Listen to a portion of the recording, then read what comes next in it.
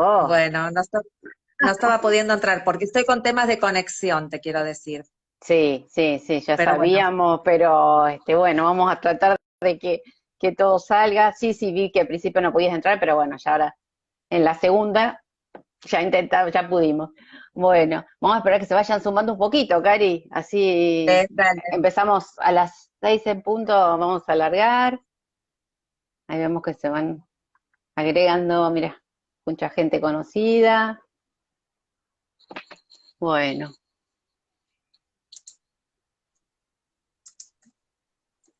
muy bien.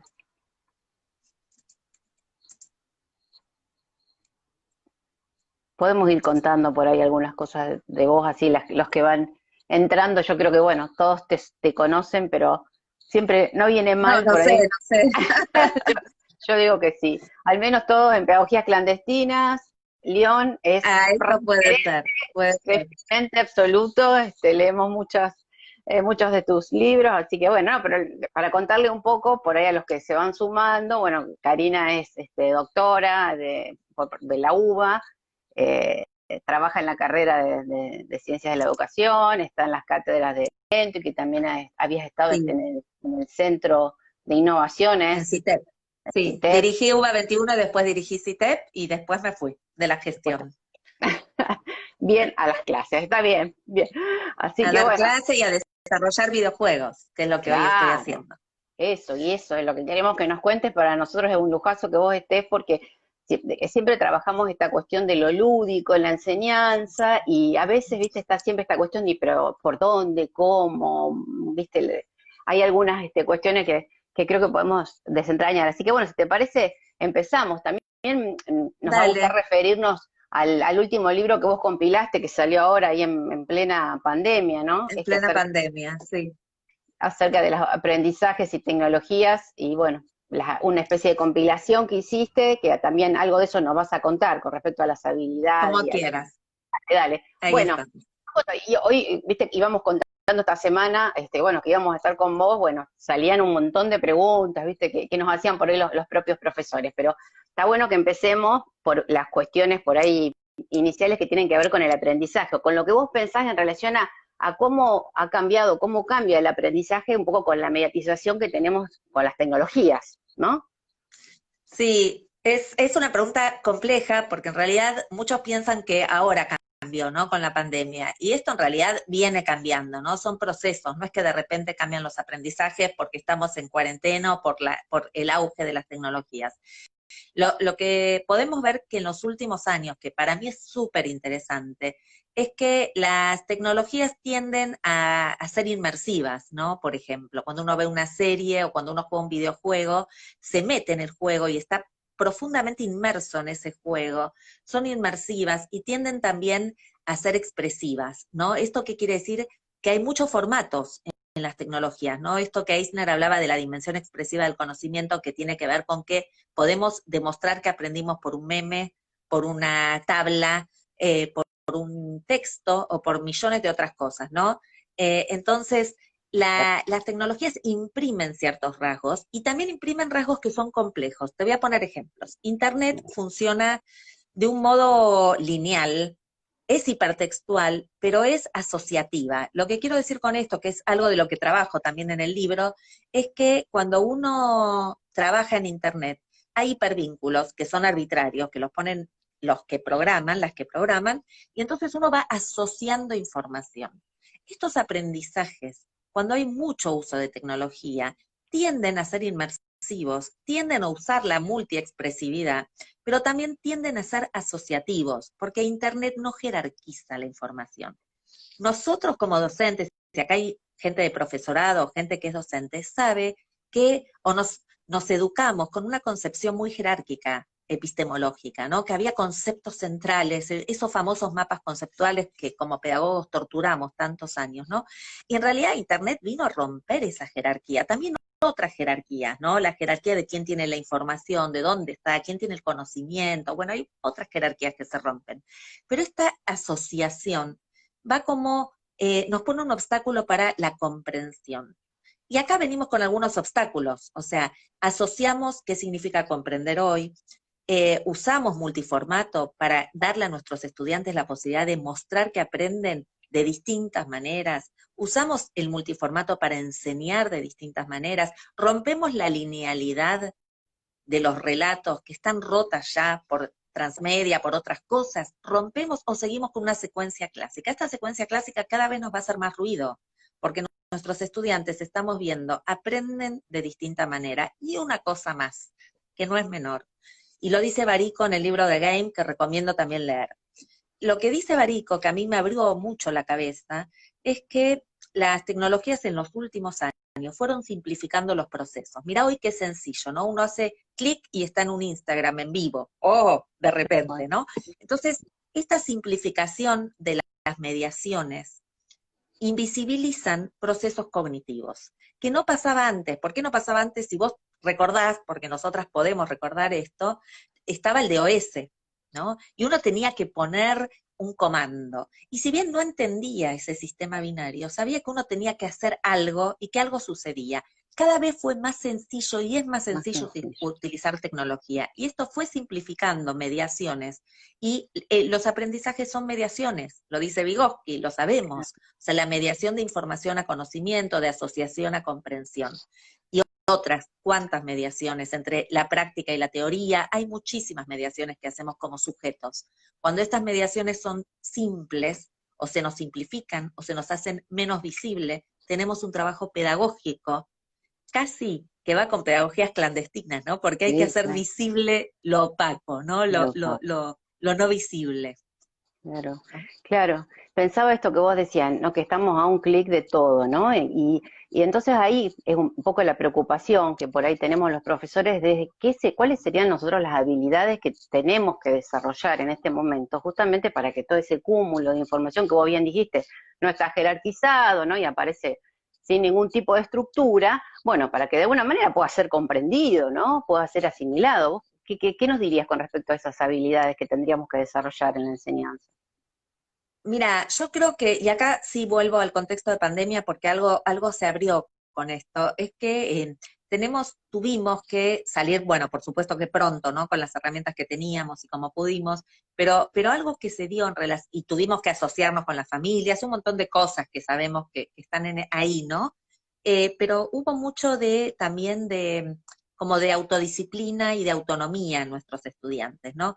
Y si hay algo que nosotros podemos hacer para para hacer visible, es ayudarlos a hacer visible el pensamiento, visible los procesos de construcción del conocimiento. Todo lo que la tecnología opaca, nosotros tenemos que hacer visible estos procesos de construcción, porque los van a ayudar a la hora de generar más autonomía, ¿no? Y bueno, y también generar desafíos que sean desafíos relevantes. O sea, si hay otra cosa que manifestó esta situación es que la escuela, y cuando hablo de la escuela hablo de todo el sistema, es algo más que contenido, ya no es solo contenido, nunca fue solo contenido, pero hoy es más visible, más allá de las brechas de acceso, más allá de todo lo que hay que hacer a nivel de política nacional, provincial, institucional, hay algo que se abre con esto, de debate, y que tiene que ver con esto, ¿no? Con visibilizar todo lo que significa la escuela, lo emocional, lo vincular, lo contextual, y parte de eso también es nuestro trabajo docente, que a veces nos olvidamos y vamos tan al contenido, ¿no? Tan a lo epistemológico, que dejamos de comprender justamente la complejidad de lo que dice Edgar Morin, ¿no? Navegar en un mar de incertidumbre, ¿no? Y navegar en un mar de incertidumbre nos lleva a ciertas certezas. Tenemos que andamiar esos procesos de construcción, hacer visibles esos procesos de construcción, jerarquizar determinados contenidos por sobre otros, y aunque sean pocos. Quizás esto de la inmersión tecnológica de la que hablaba al inicio nos lleve a pensar en una inmersión curricular, ¿no? En una profundización de determinados contenidos curriculares y no de otros, ¿no? A jerarquizar qué queremos enseñar. Claro. Y pensando en este contexto al que vos te referías, en esta situación que estamos, ¿no? ¿Cómo te parece que se podrían plantear propuestas que tengan que ver con esta capacidad de aprender y de jugar, ¿no? Que den lugar a lo lúdico en esta situación? Mira, a mí lo que me gusta mucho es como tunear las propuestas, ¿no? Ajá. Eh, entonces, me gusta mucho la idea de capturar rasgos de los videojuegos, ¿no? ¿Y qué rasgos tienen los videojuegos? Tienen muchos rasgos. Por un lado, que vos no pasás de nivel si no dominás el anterior.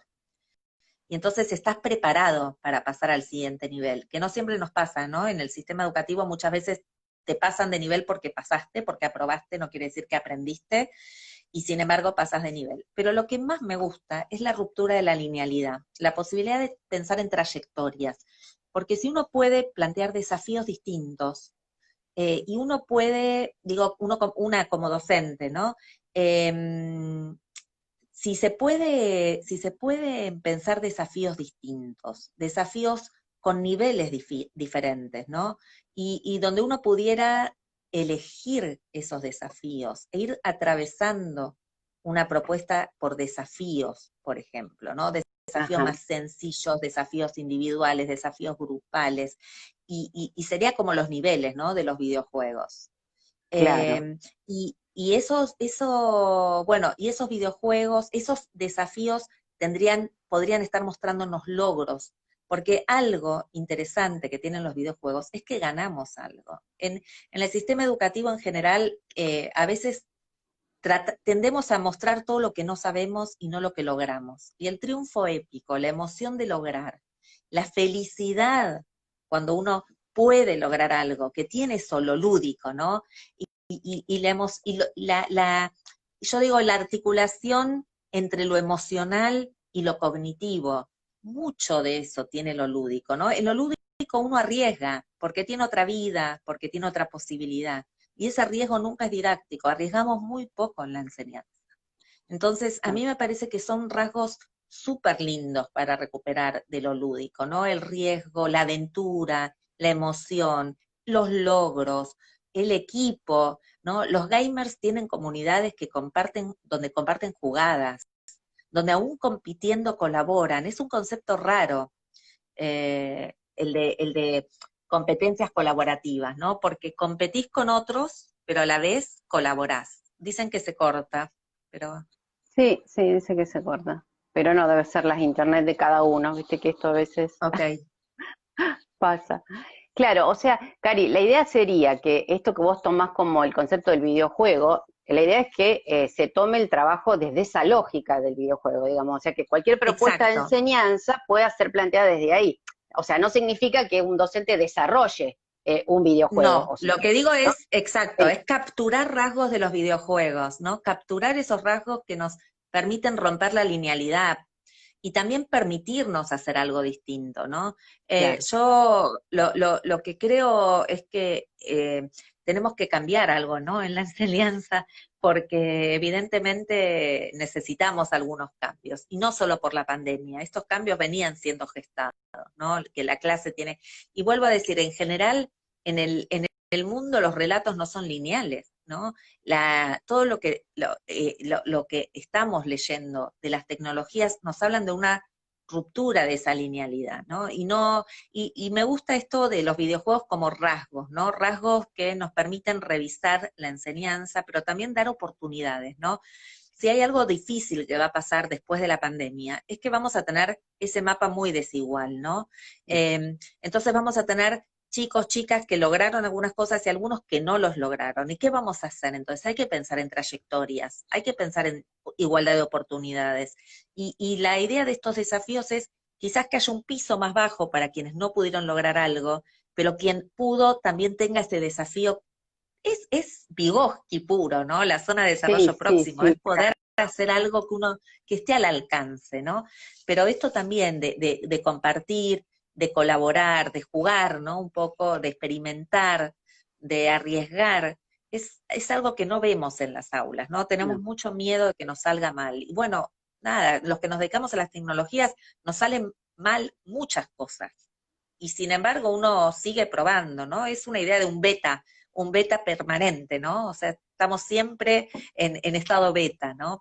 Porque estamos probando, prototipando, experimentando. Claro, Nunca llegamos al alfa, ¿no? claro, sí. Acaban poniendo algunas cuestiones con respecto a los videojuegos, claro, no hay respuestas previas. Y la escuela en realidad pregunta y pretende que digas lo que ya se sabe.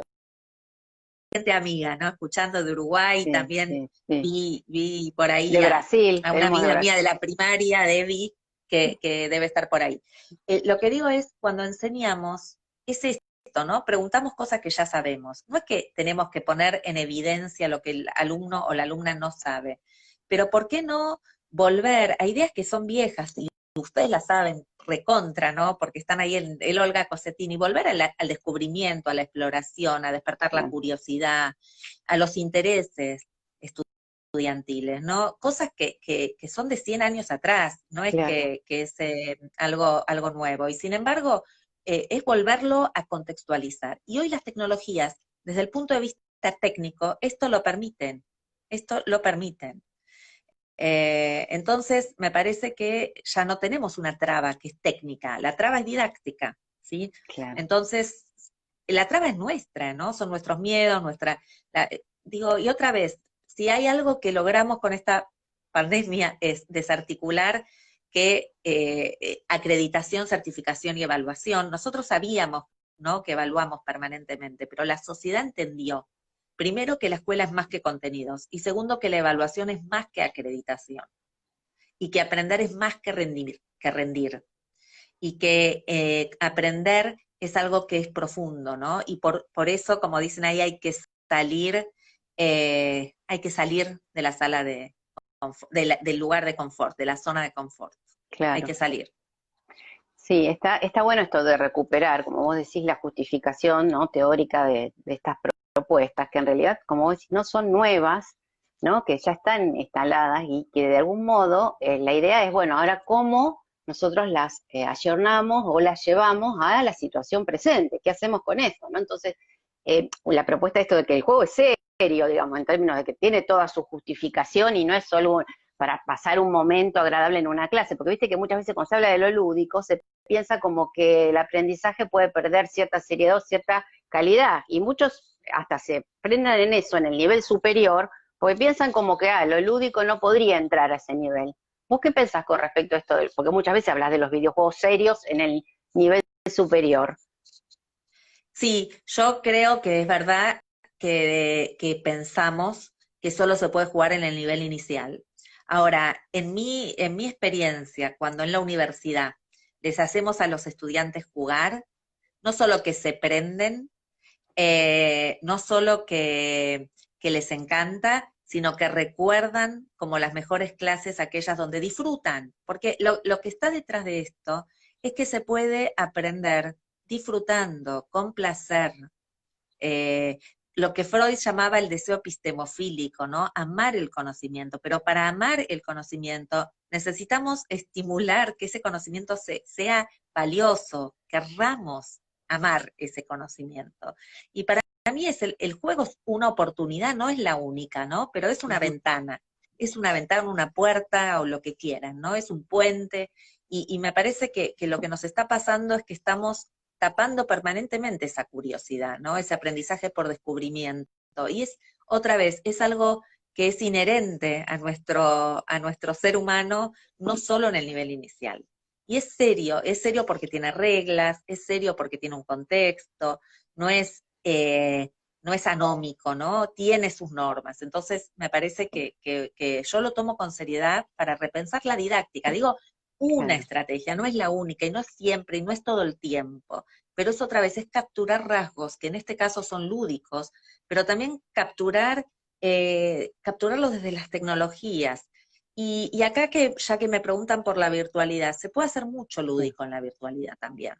Lo que no me parece que deberíamos hacer, bueno, que nos lleva a repensar, ¿no? Porque salimos con mucha activity, con mucho Zoom.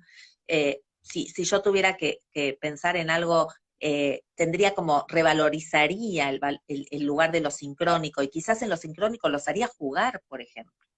O sea, es romper también esta idea de que en lo sincrónico está la explicación docente, ¿no? Entonces, también las familias, ¿no? Lo piensan, que si no hay un docente hablando en el Zoom, Claro. entonces no hay clase. Es como romper muchas barreras que tenemos, ¿no? Y que hoy se ven también en lo social, no solo en lo escolar. Sí, pensando en eso que decías del Zoom, que viste que hay toda una discusión con respecto bueno, a los encuentros en vivo y que cuáles serían un poco las propuestas de desarrollo, pero puede haber otras opciones, ¿no? ¿Qué pensás Sí, con yo lo respecto a que eso? creo es que salimos a replicar, ¿no? Lo que hacíamos presencialmente y el Zoom se convirtió en el lugar de la clase, ¿no?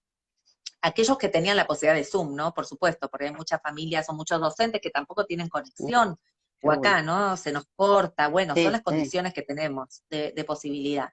Y en muchos casos compartiendo dispositivos con hijos, o sea, no es que las condiciones estaban dadas, pero a mí no me preocupa, no estoy hablándolo desde el punto de vista de la desigualdad y de lo político, lo que digo es que salimos a, a replicar. Entonces, el lugar de la clase presencial pasó a ser el lugar sincrónico. Y entonces, si no había un docente hablando, no había clase, ¿no? Y nosotros usamos los encuentros sincrónicos para otras cosas, ¿no? Por ejemplo, para disfrazarnos de avatar y mostrar cuáles podrían ser nuestros superpoderes educativos, ¿no?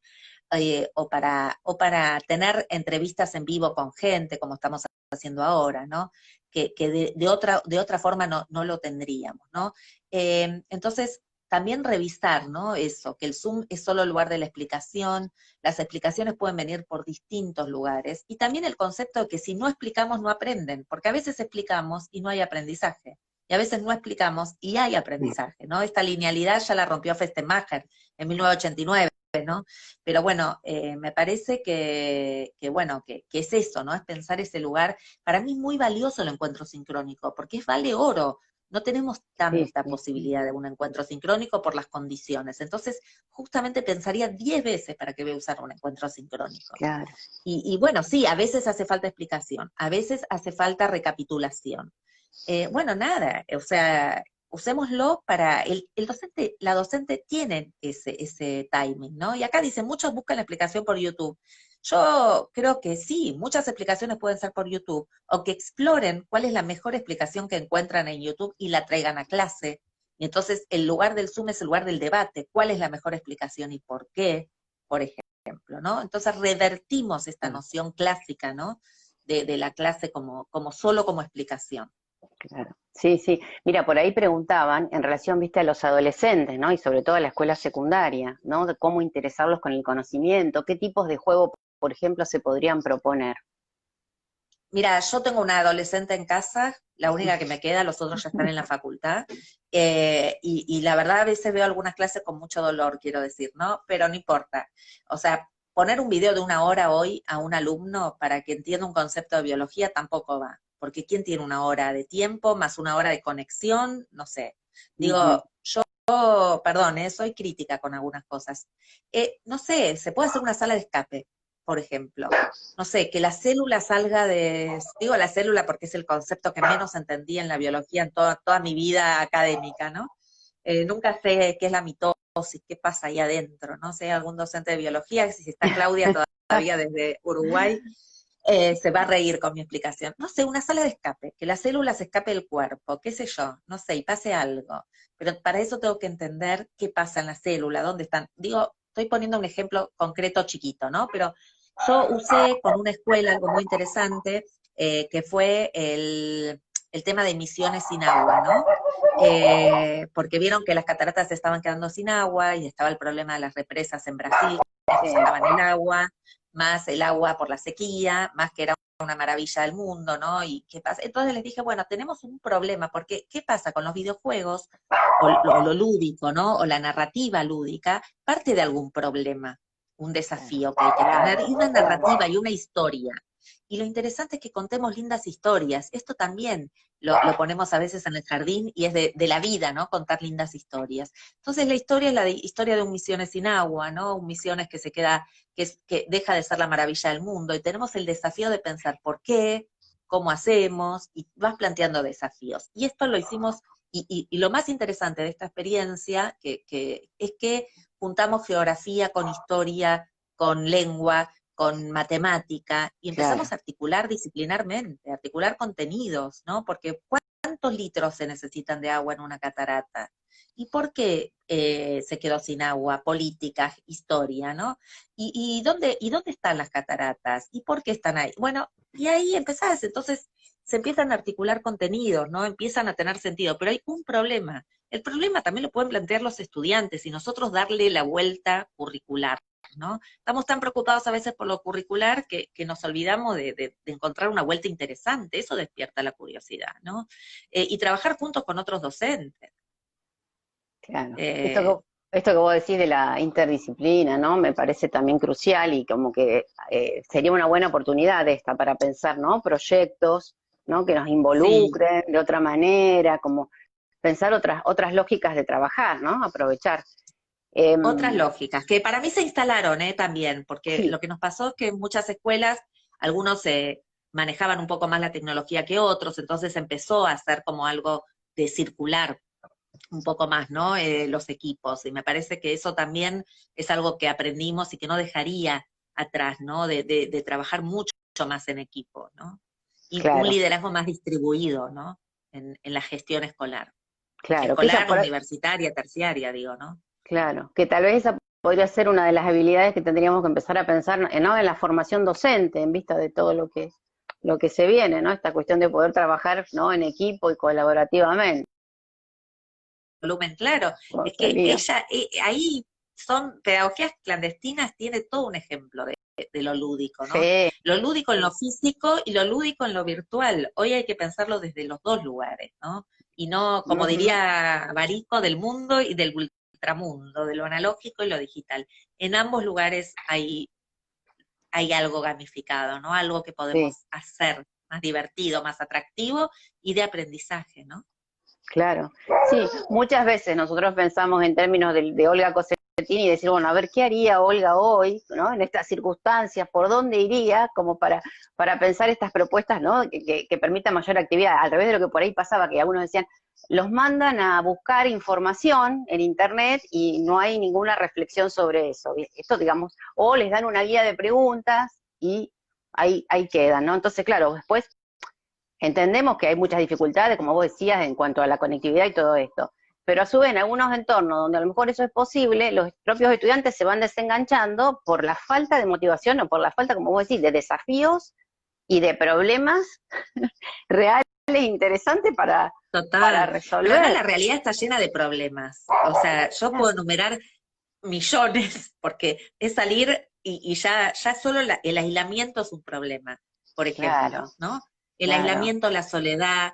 eh, entonces, por ejemplo, ¿por qué salir a dar actividades individuales y aislar más a los alumnos, ¿no? claro, Eh, entonces, digo, ejemplo de la realidad tenemos un montón. Por supuesto que Olga y Leticia serían clandestinas, como te dicen ahí, pero yo también traigo mi ejemplo de mi maestra, que fue Edith Litwin. Y muchas veces sí, pienso, ¿no? ¿Qué haría Edith en esta situación? Y ella decía, hay un video de ella de hace años que decía, y lo llamamos con Mariana, ¿no? Y con el equipo, las 2 cuadras más largas, porque ella decía, las tecnologías están ahí nomás de la escuela, a 2 cuadras, pero esas 2 cuadras son muy largas. Nos pasa lo mismo, ¿no? Hay claro, un montón de desafíos que están a 2 cuadras, pero esas cuadras a veces son enormes, ¿no? Entonces, pero porque los muros los ponemos nosotros, ¿no? Los muros los ponemos en las aulas, los muros los ponemos en nuestras cabezas, nosotros somos los primeros que nos restringimos. No, no, mejor no hago esto. Y me puede salir mal. Las veces que nos salió mal algo y de lo que sí, aprendimos. Ese es el beta también, ¿no? Probar, errar, equivocarse. sí. Total, en algún momento me va a salir mejor. Sí, claro, animarse a esto, seguro. Mira, ahí plantean el tema, nosotros tenemos aquel problema de la quema en las islas, ¿viste? En Entre Ríos. Ese es un tremendo problema, ¿ves? Político, geográfico, histórico, económico, que está buenísimo para Total, hablar. hay millones, Ujú. hay Sí, millones, hay millones. sí, sí, sí, Eh, sí. Aquí, sí, bueno, es salir, y además también es ver qué les interesa más, porque uno podría poner 3, 4 problemas y que sean los estudiantes los que nos arman lo lúdico, ¿no? ¿Por qué no darles protagonismo a ellos, que sean docentes por un día y nos cuentan y nos arman una sala de escape? ¿Por qué no? Digo, ¿no? claro, Y a mí lo que me gusta mucho, que estoy usando también, ¿no? Que me encanta, pero porque tengo que decir esto como es un vivo, bueno, uno puede decir, ¿no? A veces cosas más personales. Mi género favorito literario es el policial. A mí me encantan los policiales. Yo vivo leyendo, mis hijos me cargan porque siempre tengo un libro policial, ¿no? De distintos tipos, el policial negro, clásico, no clásico, me encantan los policiales, las series policiales también. Y entonces dije, ¿por qué no hacer algo policial, de Mm, detectives, con pistas, ¿no? Y eso también da un montón de posibilidad, ¿no? Bueno, no sé si al estilo los videojuegos viejos, ¿no? Que eran más, pero sí claves, ¿no? Entonces uno juega a ser detective, a descubrir, pero para eso tiene pistas, pide claves, y armé también algo así, ¿no? Como en lenguaje de detective, ¿no? Que hoy éramos detectives y teníamos que descubrir, y para eso necesitábamos pistas, pero las pistas no estaban fáciles, estaban escondidas, y para eso había que buscarlas. Y se buscaban también con preguntas y leyendo algunos textos, ¿no? Bueno, y así va generando una trama, ¿no? Ideas hay millones, me sí, parece millones, que bueno, millones, millones. Sí, solo se sí, trata del registro, ¿no? Hoy somos detectives, mañana tenemos otro rol, porque también lo que tienen los juegos son los roles, juegos de rol, ¿no? Entonces también ahí tenés otro mundo que se abre, ¿no? De jugar a roles, ¿no? Hoy sos docente, hoy sos detective, hoy sos, no sé, bombero, hoy sos político y tomas decisiones, ¿por qué no? claro, exacto. ¿Y cómo pensás vos entonces en estas propuestas el tema de la evaluación, que también es un... El tema, ¿no? Siempre llegamos a ese Sí, tema tan vamos odioso, ¿no? a zafar a ese tema. Eh, qué sé yo qué diría, digo, estamos evaluando, no acreditando, estamos evaluando siempre, estamos evaluando, estamos evaluando cualitativamente, y esto nos hace pensar cuáles son los descriptores y los indicadores que necesitamos para evaluar aprendizajes, porque no es que no, digo, hay un imaginario que a mí me duele, ¿no? Del año perdido, y yo no iría en ese imaginario, porque el tema del año perdido parece, viste, un discurso de viste, de la profecía autocumplida, que después vamos no es un año perdido, se hizo mucho, hubo mucho esfuerzo docente, me incluyo, y ahí hay millones de docentes que están, millones no, hay Sí, sí, sí, 106, sí, 5 sí, docentes que están seguros escuchando y que sabemos el esfuerzo inhumano que resultó para nosotros y nosotras este año lectivo. Entonces, la evaluación es para mostrar todo lo que se hizo, que es muchísimo, todo lo que hicimos como docentes, todo lo que hicimos como escuela, como instituto de formación docente, todo lo que se hizo, porque si hay algo que hicimos es mucho. Entonces, indicadores de eso que hicimos. Y también mostrar qué cosas se aprendieron, porque se aprendieron muchas cosas, no solo contenidos, ¿no? Se aprendió a articular con las familias, se aprendió autonomía, se aprendió disciplina de alguna manera, ¿no? Se aprendió a valorar lo emocional, lo vincular, no solo lo cognitivo. Entonces, todos esos aprendizajes hay que evaluar con una mirada amplia, ¿no? Pero hay que mostrar a la sociedad, hay que mostrar a las familias todo lo que se aprendió. Y no mm, importa si se aprendió un contenido más o un contenido menos, que posiblemente tengamos que pensarlo, seguirlo pensando el año siguiente con las trayectorias, pero sí importa que hay muchísimas otras cosas que se aprendieron. Y eso hay que evaluarlo, porque la evaluación es darle valor, de ahí viene el término. Y hay ujú. que ponerlo en valor. Todo lo que hicimos lo pondría en valor, porque hicimos muchísimo. Sí, la verdad que fue un recorrido intenso, pero como vos decís, Muy. donde Y todavía nos falta, ¿no? Porque nos sí, faltan meses para terminar, ¿no? nos faltan, Entonces seguiremos seguro, haciendo mucho, porque lo que más hacemos es pensar todo el tiempo como docentes, ¿no? ¿Y qué más puedo hacer? ¿Y qué distinto puedo hacer? ¿Y qué puedo mejorar? Nos evaluamos con la vara más alta, ¿no? ¿Y qué hicimos mal? ¿Y qué hacemos mejor? O sea, permanentemente nos estamos evaluando. Entonces, ¿por sí, qué no mostrar todo y ponerlo en valor, ¿no? exactamente. Karina, y el libro este que ahora compilaste, que salió últimamente, ¿nos contás un poquito a ver de qué trata, qué nos podemos Sí. encontrar en él? El libro es raro, ¿no? Porque el libro lo empezamos a escribir pre-pandemia y en el medio nos agarró la pandemia y empezamos a actualizar algunas cosas, ¿no? Para Claro, salir con ideas, ¿no? Es sobre aprendizaje. Tiene que ver con los temas que por lo menos a mí me vienen interesando, porque hablamos mucho de enseñanza, pero para enseñar tenemos que saber cómo se aprende hoy, ¿no? Es difícil enseñar si no tenemos en cuenta los sujetos a los que está dirigida nuestra enseñanza. Y el libro sobre estos sujetos. Hay artículos distintos, hay uno sobre autorregulación, de 3 autoras de la Universidad de La Plata que investigan el tema de autorregulación y autorregulación a través de plataformas virtuales. Hay uno mío de aprendizaje, hay sobre formación docente, los desafíos hoy para la formación docente. Hay uno de Mónica Melo, que es tesista, es parte de un capítulo de su tesis de maestría, en la maestría en tecnología educativa, que la dirigió Vero Perosi, y que habla de los inmigrantes y las tecnologías y las voces de los inmigrantes. Está pensada de los sujetos. Hay otro que escribimos con Betty Lippenholz sobre qué opinan los jóvenes sobre la escuela. Interesante también la visión que tienen sobre la escuela. O sea, lo que buscamos son voces, pero las voces desde el estudiantado.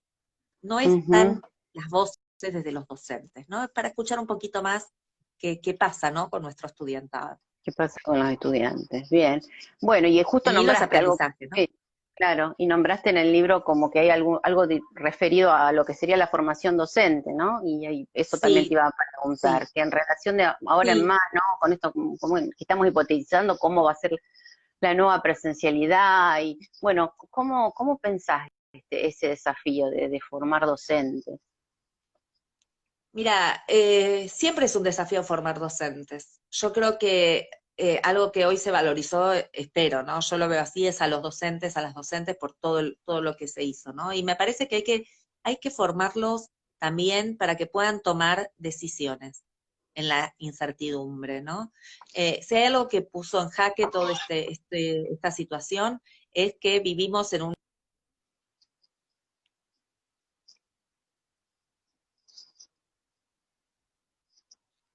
Me parece que se nos ha cortado, ¿no? A ver, Cari.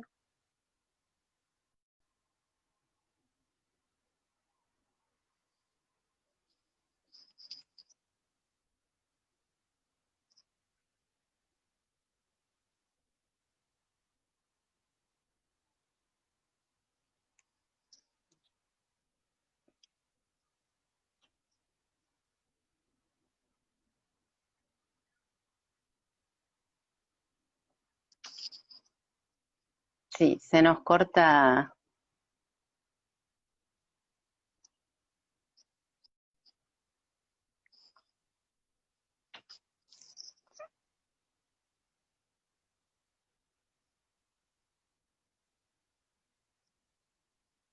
Sí, se nos corta, qué pena. Ahí se fue Karina, la vamos a tratar de recuperar. A ver, ¿o volviste, Cari? Ah, ahí volviste. Sí, que Se me porque va ahí la decíamos, qué conexión. pena. Se va la conexión, temas de la época. Sí, Sí, sí, sí. se perdió, no pudimos escuchar porque se cortaba, No, y quedaba ya ni me acuerdo qué suspendido. estaba diciendo. Estaba Estábamos hablando hablando de... que la formación docente siempre representa un desafío, pero bueno, Sí, no sé sí, si lo... sí. No, yo lo que decía es que representa un desafío, pero el desafío es que tenemos que formar en la no certeza En permanente, la no ¿no? En la toma de decisiones, eso decía, porque en realidad cada vez nos va a pasar que vamos a vivir momentos de incerteza, ¿no? Y tenemos que dar herramientas para la toma de decisiones. Entonces, a veces estamos tan preocupados por, otra vez, ¿no? Por lo curricular, por lo pedagógico, por lo didáctico, y nos olvidamos que tenemos que dar herramientas para tomar decisiones, ¿no? Y formar en esto, ¿no? Formar en incertidumbre. Yo por eso Ujú. recomiendo volver a Moret, ¿no? Con esta idea del mar de incertidumbre, porque si hay algo que quedó en evidencia es esta dificultad que tenemos de salir rápido, y cada vez vamos a tener que tomar decisiones, la gestión también, ¿no? Directores o quienes toman decisiones. Entonces, la didáctica también va a ser una didáctica de incertidumbres, porque la enseñanza cambia. O sea, si seguimos enseñando una didáctica tan fija, nos vamos a encontrar con que vamos a tener un abismo cada vez más grande con nuestro estudiantado, y esto no nos puede pasar. Entonces nosotros tenemos que estar Exacto. cerca de nuestro estudiantado. Para eso tenemos que ver cómo aprenden, pero también ir cambiando la metodología de enseñanza, ¿no? Y eso nos lleva en la formación docente a una revisión permanente de nuestras prácticas también, ¿no? De nuestras prácticas pedagógicas en la formación. Claro. Cari, ¿cómo ves esta cuestión de que, por ejemplo, es necesaria a lo mejor una didáctica de la virtualidad o, bueno, que tenga que, ¿no? Algunos aspectos con lo que estamos charlando, con las tecnologías, con lo lúdico, con las habilidades que se necesitan? ¿Vos ves necesaria esa nueva didáctica como un nuevo campo o no? Ay, qué ¿Cómo lo pregunta pensás? tan difícil. ¿Por qué no se me corta ahora la conexión. Claro, aprovechemos.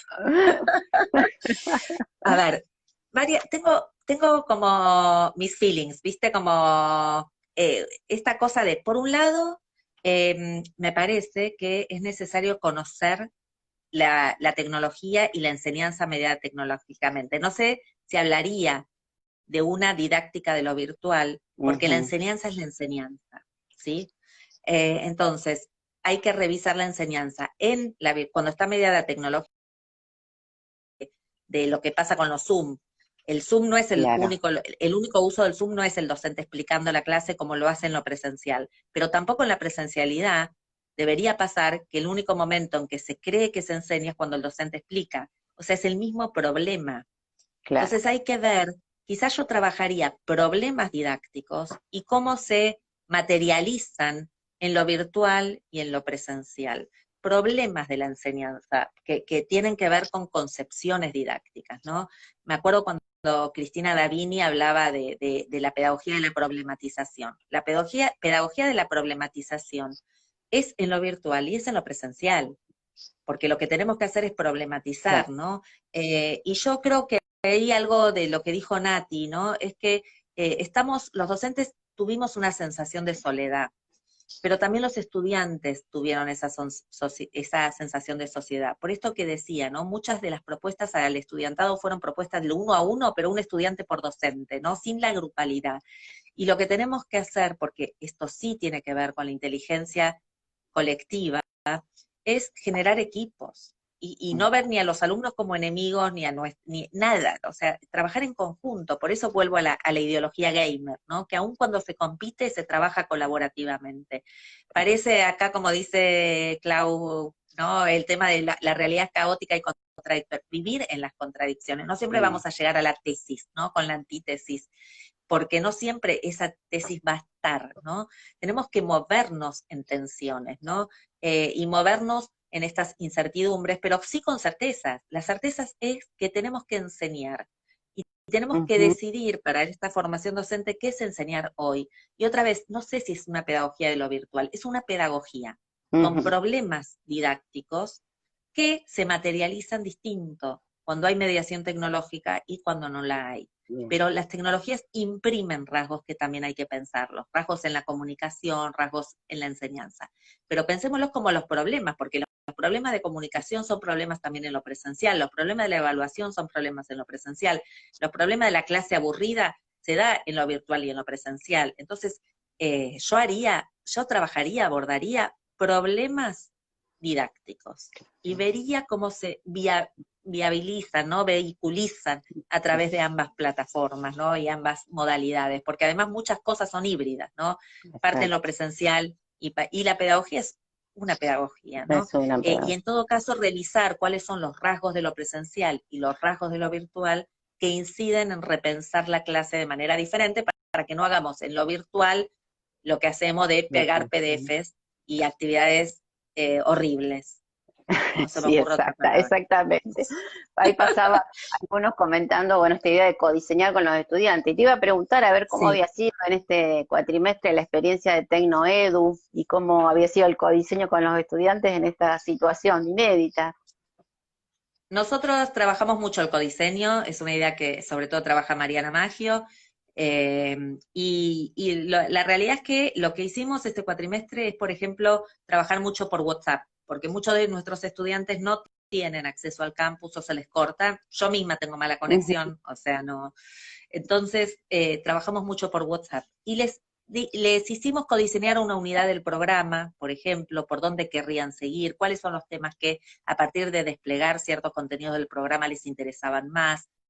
Empezamos muy fuerte, les empezamos pidiendo un proyecto para las políticas y entonces también ahí ponerlos, empoderarlos para que puedan tomar decisiones respecto a lo que les gusta y lo que no les gusta de las políticas, ¿no? Cómo con las voces estudiantiles pueden generar cambios en las maneras de pensar las políticas educativas. Me parece que es esto, ¿no? Es dar la voz, siempre es dar la voz.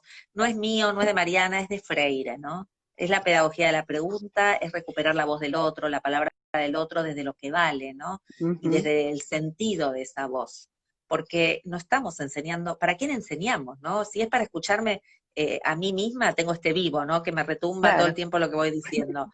No, o sea, es para recuperar la voz del otro y para que el otro aprenda, ¿no? Entonces, me parece que hay que volver a cosas sencillas, ¿no? Y de la pedagogía nueva, como los intereses, la curiosidad, el descubrimiento, de Freire, la voz del otro, la pregunta, la problematización, lo lúdico, lo no lineal, ¿no? La posibilidad de historias narradas en distintas plataformas como transmedia, es darle lugar a que las tecnologías nos inspiren a pensar distintas prácticas como no, como están hoy, no nos sirven. No, no Si sirve. eso no está, y es difícil que cambie la formación. Ujú. Sí, la verdad que sí, nos dejas un montón de categorías teóricas para repensar, para revisar y también para replantear la práctica. Bueno, ¿andás en alguna cuestión, alguna investigación, algún desarrollo nuevo? ¿En qué? ¿Hay algo novedoso Estoy o con no? desarrollo, pero desarrollo de videojuegos, eso De estoy. Y videojuegos. investigación estamos investigando en el equipo con un UBACIT, estamos investigando colectivos docentes que innovan. Ya no es el Ajá, docente solo, y para quien preguntaba, no es el docente aislado. Nos bien. interesan estos colectivos emergentes. Ustedes son uno, ¿no? Cómo uno Sí, genera una trama colectiva que innova, ¿no? Y estamos investigando eso, ¿no? Los colectivos que innovan en temas de didáctica y tecnología. Lo muy, miramos desde la mirada colectiva, ¿no? sí, muy interesante, me parece. Y justamente en eso de las clandestinas, ahí andamos, tratando de armar un colectivo, ¿no? De profesores que quieran Exacto. innovar y replantear sus prácticas. Así que creo que, bueno, lo Sí, que charlamos, sí, es sí, algo que pasó igual, viste que en la pandemia pasó que la gente conectó con esto. muchísimo en las redes y compartió ideas, y me parece que si eso lo podemos capitalizar es de un gran aprendizaje, ¿no? Esta idea de generosidad, de solidaridad, de tramas más colectivas, menos individuales, Tal para cual, sentir menos sí, la soledad y el aislamiento. Ya para aislamiento estamos hace 5 meses, ¿no? En sí. casa, pero para pensar distinto, digo, ¿no? Sí, pero sí, es como decir, yo creo que hasta hubo un renacer de redes, ¿no? Y de encuentros, y la otra vez charlábamos con unas colegas, decir, bueno, que no se corte esto que lo estamos logrando generar ahora, ¿no? Cuando, Totalmente. porque está muy bueno, hay muchas cosas interesantes que están haciéndose. Bueno, sí, mira, la pandemia nos apagó el piloto automático, y sí, Totalmente. No hay más piloto automático. nos hizo reflexionar. Exactamente. Pero Sí, por suerte están las voces de estos colectivos, de los jóvenes, escucharlos, ¿no? A mí me encanta cuando, bueno, tengo 3 hijos a los que escucho mucho también, ¿no? Para ver qué les está pasando cuando aprenden, sin ser Piaget, ¿no? Que experimenta con sus propios hijos, lejos de eso, ¿no? Pero sí para ver prácticas distintas y para escuchar a nuestros jóvenes, ¿no? Y generar instancias de colegialidad. Ahí vos claro. tenés un perro, ¿no? Sí, tengo un perro y que está pobrecito hoy on fire, está tremendo. Bueno, Sí, ahora vamos a ver si el lo mío también, calmamos. pero está callado. Ya como no me andaba Qué internet, suerte. le dije, por lo menos no ladres. No, estos son famosos en las clases, en los vivos, en todo me parece. Bueno, bueno, Cari, la verdad que un placer charlar con vos, un gusto y un montón de cosas que quedaron ahí, que nos van a quedar en las cabezas todos nosotros, lo que te escuchamos para poder seguir pensando, así que aparte esto queda en las redes, se puede volver a ver, se puede Bueno, escuchar. muchas gracias a quienes estuvieron ahí atentos, muchos amigos, mucha gente querida.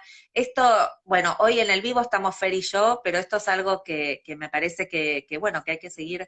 A mí me encantarían vivos de docentes que cuenten sus experiencias, ¿no? Las Dale, voces otra vez, las voces. las O sea, y voces, ahí me sí, uno yo y no tengo el estrés, ¿no? El estrés de estar de hablando. estar hablando. Sí, Me sí, gustaría eso, ¿no? lo Vivos hemos de docentes pensado, contando sus experiencias, pero tus sus experiencias, experiencias. aunque no hayan salido bien, otra vez, ¿no? Claro, Este beta, bueno, nos sale mal algo, está bien, aprendimos algo de lo que nos sale mal, ¿no? Yo claro. les puedo contar millones de historias de fracasos, ¿no? En clases. Y sigo temiendo la primera clase como si fuera hoy, una cosa decir, hoy es la primera clase, ¿no? La clase inaugural. Nos trae un montón de desafíos.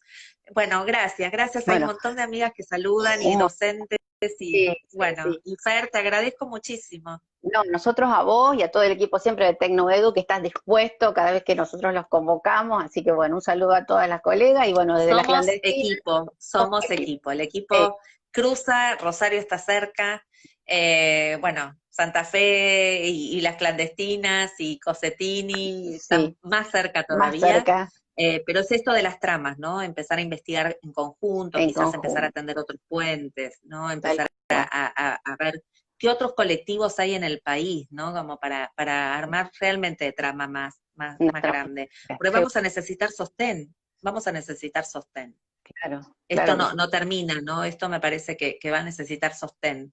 Hay mucho golpe detrás de esto y hay que volver a